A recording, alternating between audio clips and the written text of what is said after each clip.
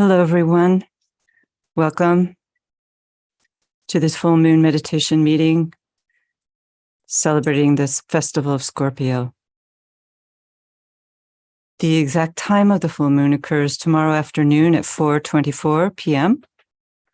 And so we stand within the tide of these inflowing energies of this 5-day full moon approach to the hierarchy. Each month, the full moon provides the opportunity for individuals and groups throughout the world to come together to create a magnetic field upon which the higher impressions can play. This rhythmic work, carried forward month after month over the course of our lives, working in alignment with the energies of the sign under consideration and with our group brothers and sisters, is perhaps our most potent form of planetary service. This year's Scorpio festival is highlighted by the fact that it coincides with a lunar eclipse. And eclipses intensify the atmosphere surrounding unfolding events. Historically, they've been associated with changes in the trajectory of life, such as the births and deaths of important figures, as well as other significant beginnings and endings, such as the conception of the proposal for the United Nations, the signing of the preliminary articles of the U.S. Constitution at the First Continental Congress. Also, the formal announcement of the theory of relativity and many other turning points in planetary history occurred at the time of eclipses. It's said that even the darkness that overshadowed the crucifixion of Christ was surely the result of a powerful eclipse. The Tibetan qualifies eclipses as mass events, and he said they will become important parts of the coming New World religion. Esoterically, they bring about a closer alignment between the three planetary centers and stand as times when the will of God holds sway, when destined events come to pass and are set in motion.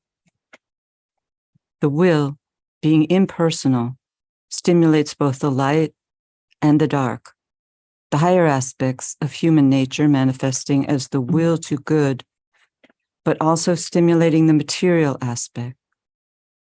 Eclipses create intersection between different fields of energy or spheres of radiation.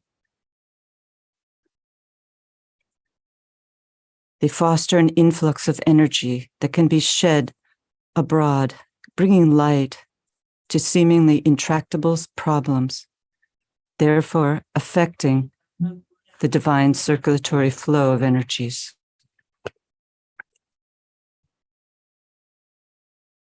Eclipses always come in pairs, and the previous one occurred 2 weeks ago at the Libra new moon. And during this time, we can witness the intensity of the energies released upon the planet.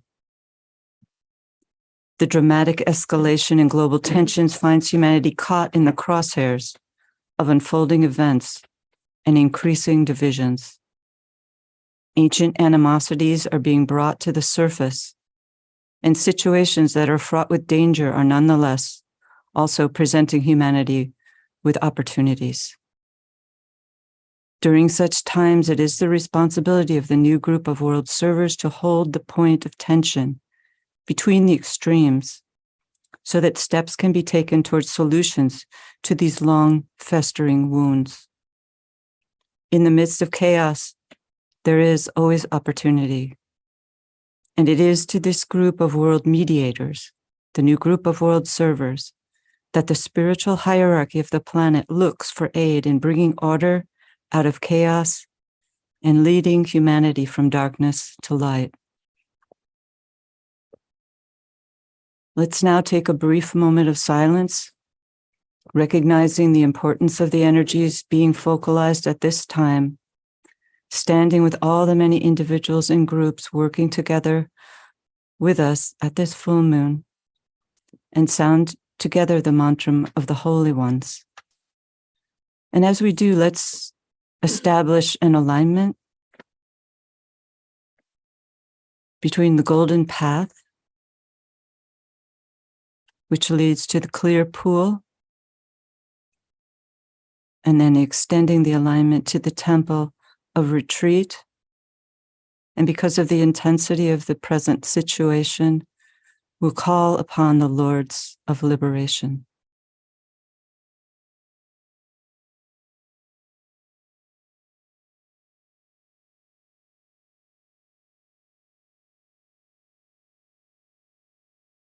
May the holy ones, whose pupils we aspire to become, so strengthen us that we may give ourselves without reserve, seeking nothing, asking nothing, hoping nothing for the separated self.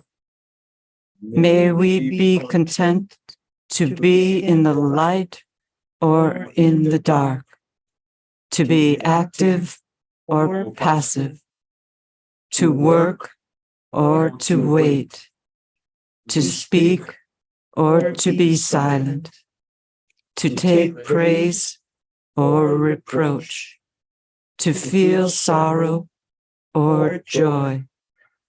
Our only wish to be what they need as instruments for their mighty work, and to fill whatever post is vacant in their household. Om.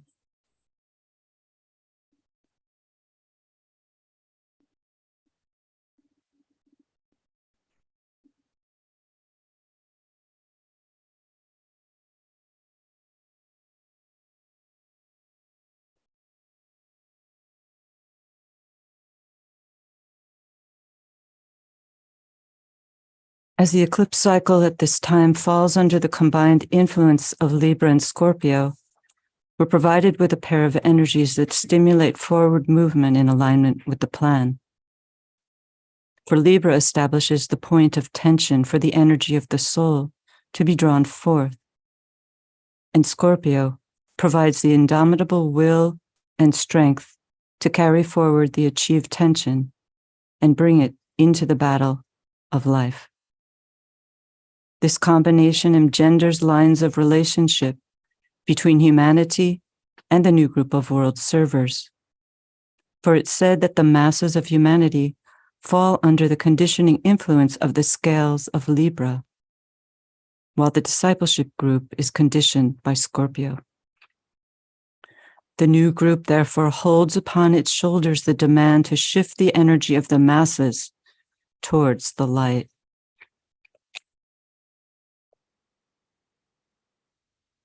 Scorpio is the archetypal sign of discipleship, and it's described in the ancient teachings as the greatest experience upon the path. It's great because it carries through and solidifies the decisions made in Libra. As the sign of the warrior, Scorpio embodies the qualities of strength, determination, the ability to give one's life for a cause, and in the end, the capacity to triumph over all odds in the realization of that cause. At this stage in the long journey of the soul's life, one sees the realization of the whole goal of evolutionary development and the attainment of the longed-for liberation into divinity. Scorpio is one of the preeminent signs of death, and this is highlighted in Christ's experience alone in the desert after the baptism. Christ's experience was archetypal, a symbol of that which all disciples must encounter, yet something that he was recapitulating via the Master Jesus in the name of all humanity. In the desert, devoid of all human contact, he spent 40 days in prayer and fasting, where he was confronted with himself. He was tested in all aspects of his being, and a sense of loss and doubt descended upon him. He faced the natural fears that arise in such moments when all that had previously given life meaning had been stripped away.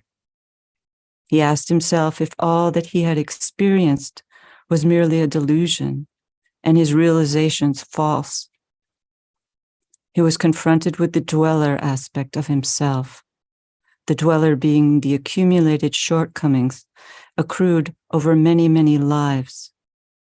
But at the same time, in this desert, he stood face to face with the real, with the angel, with the soul, which we're told was an equally terrifying experience.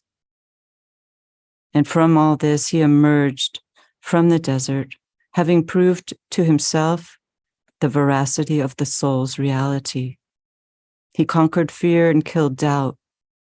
And through this means, Christ and all seekers after truth develop that discriminative power that enables them to see through the pairs of opposites and follow the razor-edged path into the light. The transformations in the desert are reflective of the depth of the Scorpio experience. This is a deeply subjective energy, a receptive, watery influence that is cultivated through a highly strategic mental attitude. It is the sign of the warrior. War itself demands a deeply psychological and tactical ability in order to outmaneuver the enemy by never doubting the ultimate victory. That's the strength in Scorpio. In the case of the discipleship group, it is the confrontation with the collective dweller that is working out through humanity. And in an ancient manual called The Art of War, we read of certain counsels which are given to the warrior, which are really mental strategies that lead one to be an effective warrior and to triumph over, in this case, we would say, the battle of the dweller. These can be applied to ourselves in our own discipleship journey, but as we said earlier, more collectively to humanity and to the discipleship group.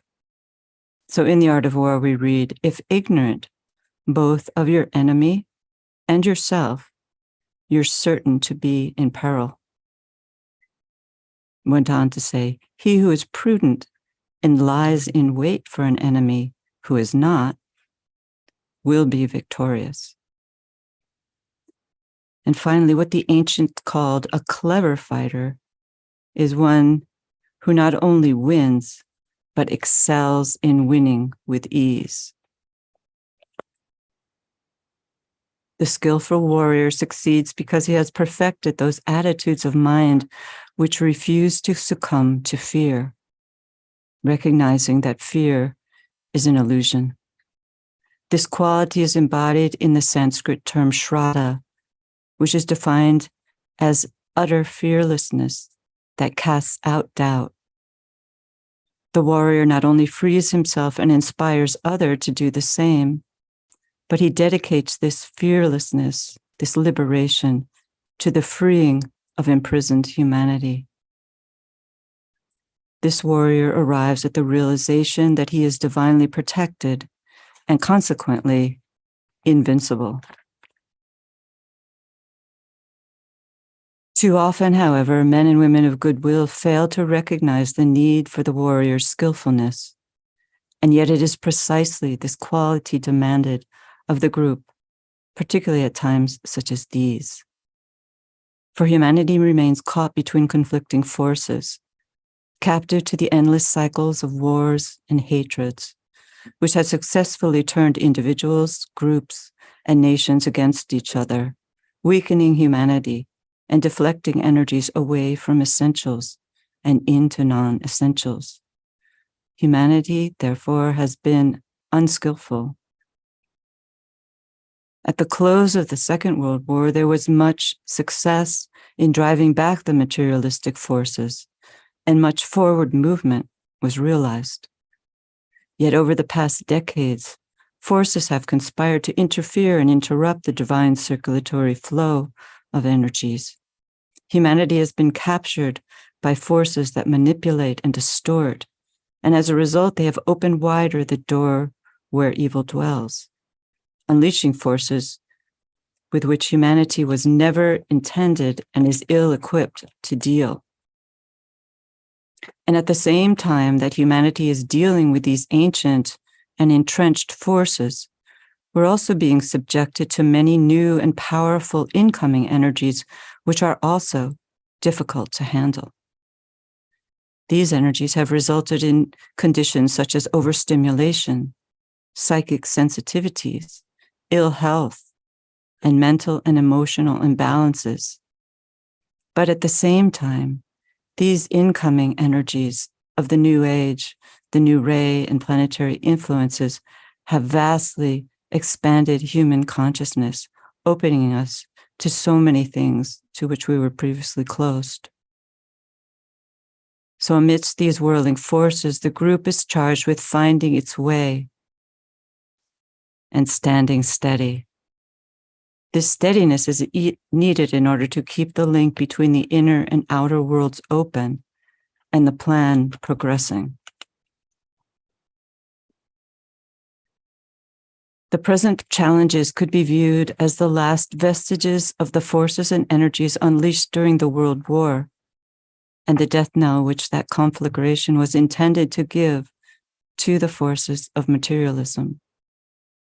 Unfortunately, those goals were not realized, and the Tibetan predicted this possibility, and he warned that men will fight to prevent the realization of a new and better world.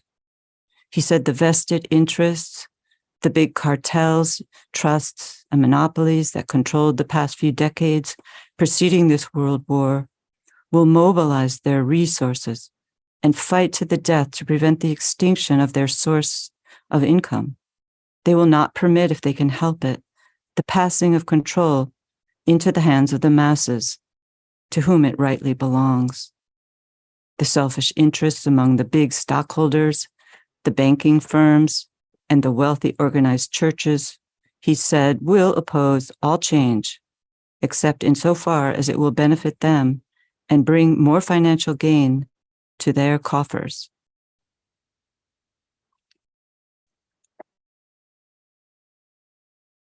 Another dire warning from the Tibetan relates directly to the present situation and is worth considering and holding in our thoughts at this time. He said that in the archives of the spiritual hierarchy, the entire area of the Near East and Europe, Greece, Yugoslavia, Turkey, Palestine, the Arab states, Egypt, and Russia, were under a heavy overshadowing cloud. And he asked if this cloud could be dissipated by the right thinking and planning of the majority of the nations of the world standing together. Or, he wondered, must this cloud break in disaster over the world? Will it present a task too hard for correct handling by that inexperienced disciple, humanity?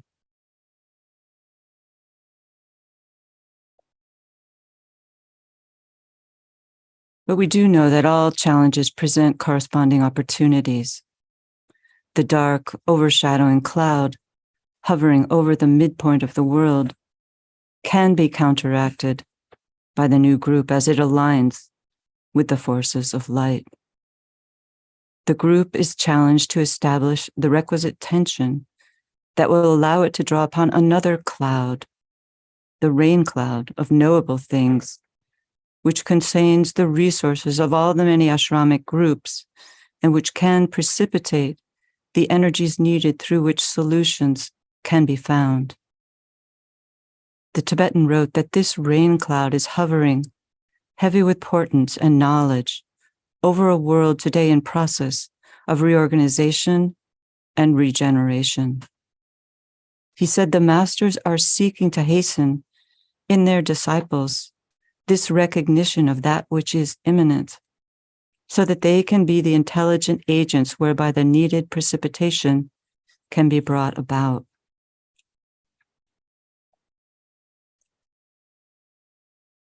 This transformation that Christ underwent in the desert all those many years ago proved that the human could be turned into the divine.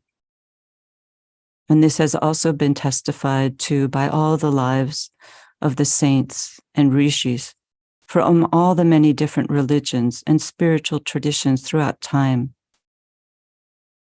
These transformations within consciousness prove the reality of the potential of the human soul, and by extension of the soul of the entire human kingdom. This is the ultimate lesson of the Scorpio experience, this transformation, this rising of the Phoenix from the ashes that leads straight to the mountaintop of initiation. It's through the death of the personality in Scorpio that the eventual entry into life is realized. This is the true transhumanism, in contrast to the proposed implementation of chips into human brains in a vain attempt to replicate that which cannot be replicated through artificial means. Through the accessing of divinity, the potential innate within each human soul can be realized. Through the death of the personality, the disciple enters into life. Then will the access to the rain cloud of knowable things be realized. Then will the new ideas precipitate and give birth to a just and proper use of technology, not to hack human beings, but rather to release humanity from the weight of slavery and into the culture of the soul.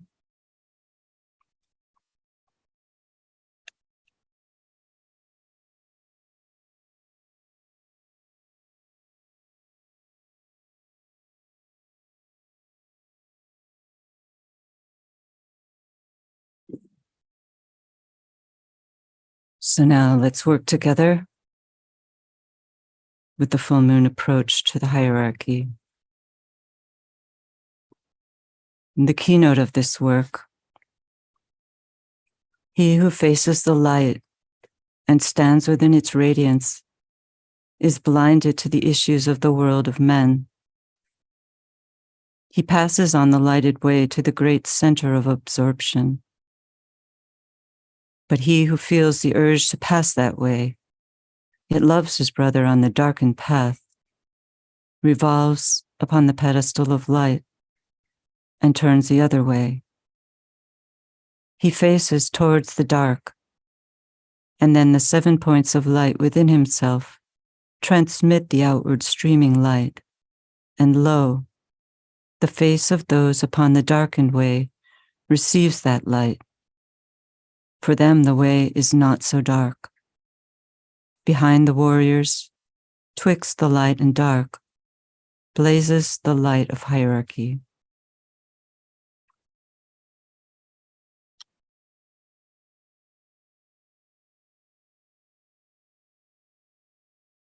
Meditation, letting in the light.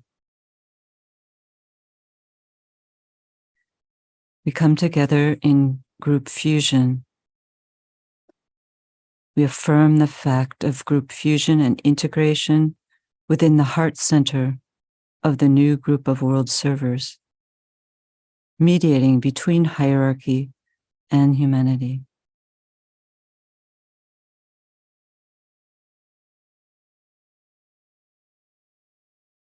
I am one with my group brothers, and all that I have is theirs. May the love which is in my soul pour forth to them.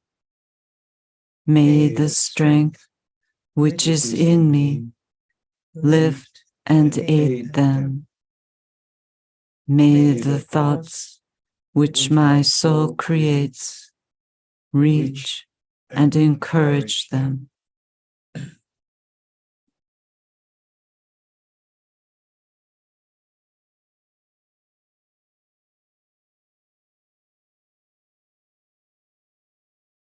Alignment. We project a line of lighted energy towards the spiritual hierarchy of the planet, the planetary heart, the great ashram of Sanat Kumara. the logos of our planet.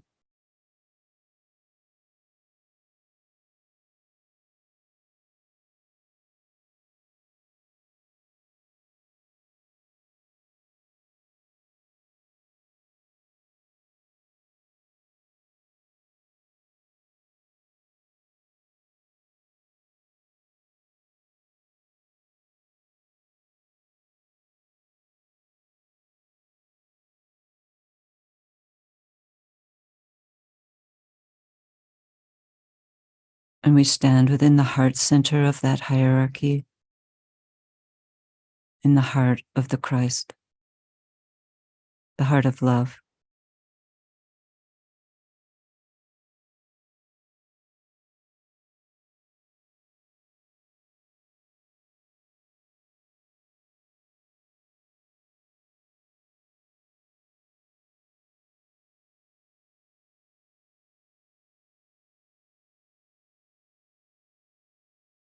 And from that center, we extend the alignment towards Shambhala, the center where the will of God is known.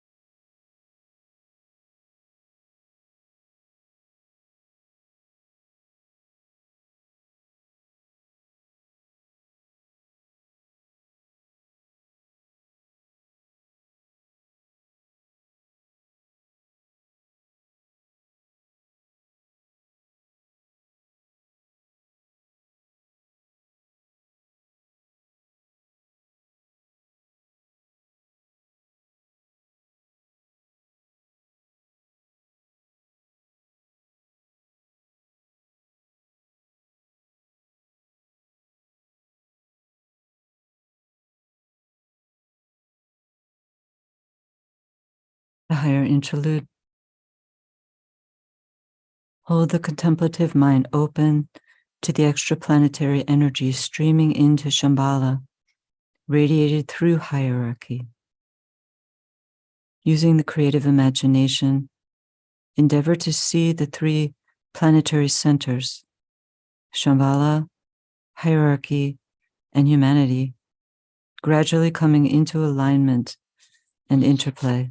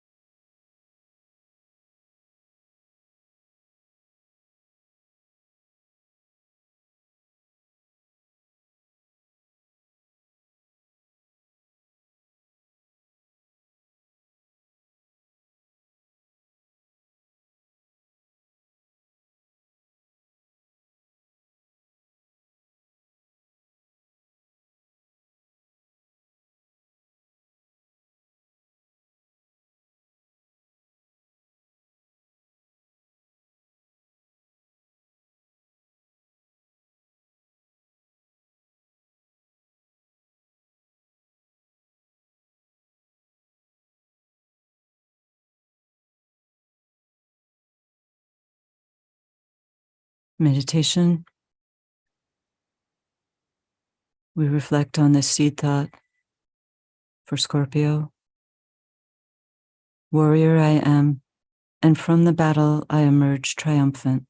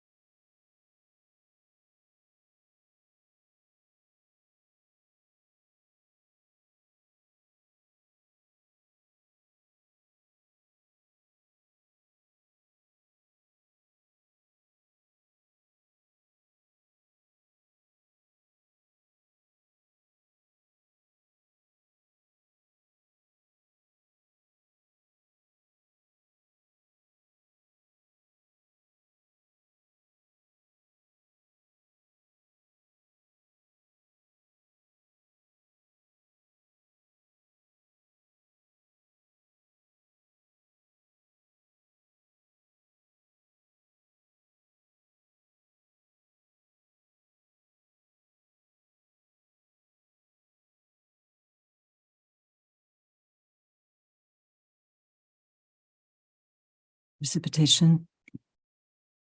Using the creative imagination, visualize the energies of light, love, and the will to good pouring throughout the planet and becoming anchored on Earth in the prepared physical plane centers through which the plan can manifest. Use the sixfold progression of divine love as the sequence of energy precipitation. Shambhala, hierarchy, the Christ, the new group of world servers, men and women of goodwill everywhere in the world, physical centers of distribution.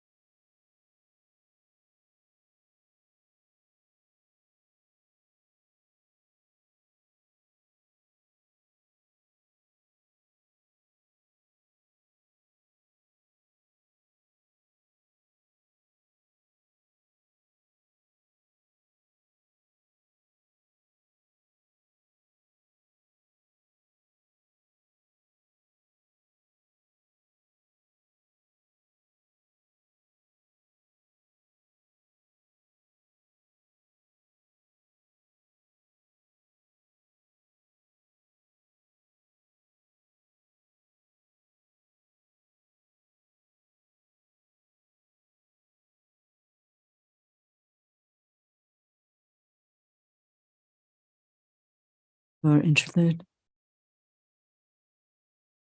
Refocus the consciousness as a group within the periphery of the great ashram and sound together the affirmation of love.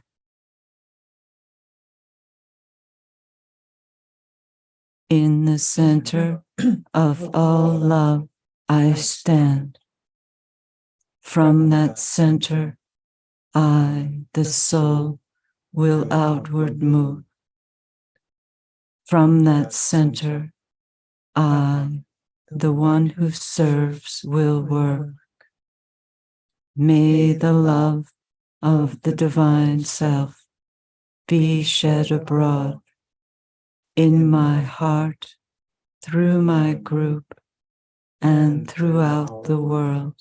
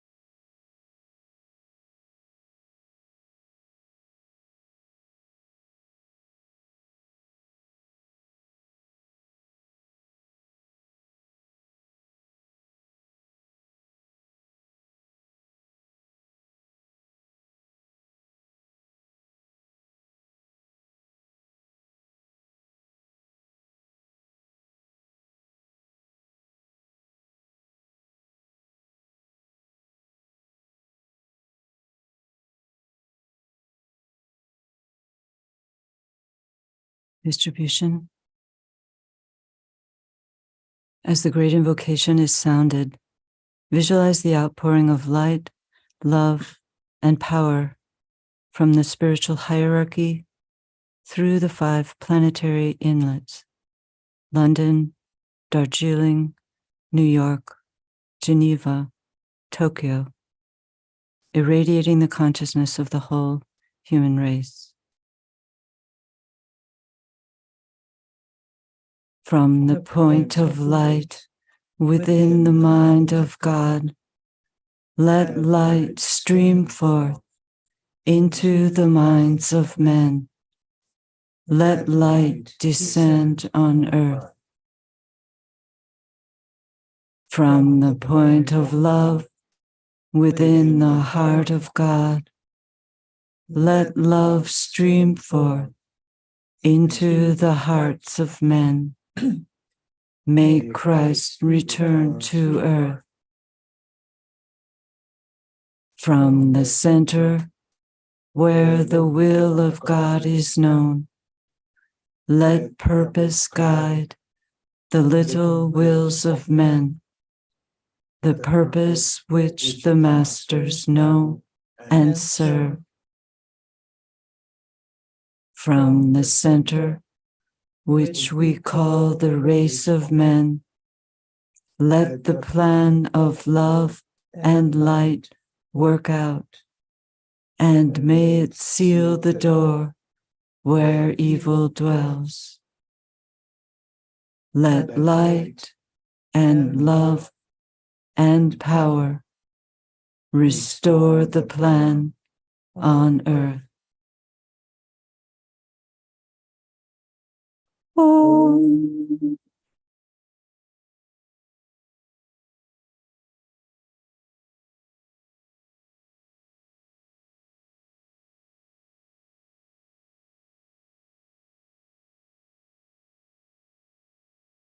Om.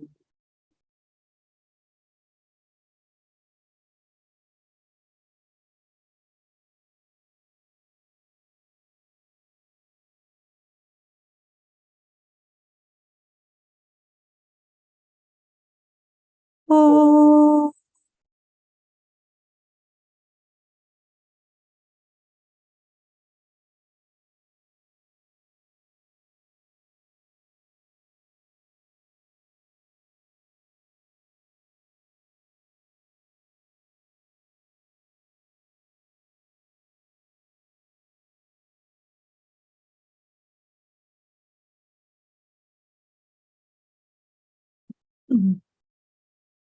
Thank you, everyone. And just to remember that the exact time of the full moon occurs tomorrow afternoon at 4:24 p.m. Eastern Daylight Time. So we can hold the alignment for that day of safeguarding, and we can visualize the forces of light and the rain cloud of knowable things overshadowing the dark cloud hovering over the Middle East and the surrounding countries. So to announce our upcoming meetings, 2 weeks from tomorrow, we have the World Goodwill online seminar on the theme of human responsibility in an age of transformation, forging a moral direction in science and technology. So that's on November 11th from 1 to 4 p.m. in New York. And the meetings in Geneva under our time, Eastern Daylight Time, it would be from 4 a.m. to 7 a.m. in Geneva and 9 a.m. to 12 p.m. in London. So we hope you can all tune into that, and you can find out more information on our website homepage. And then the next full moon meeting will be the Festival of Sagittarius on Sunday, November 26th at 3 p.m. here in our offices in New York and also via Zoom. So thank you all again and have a good night.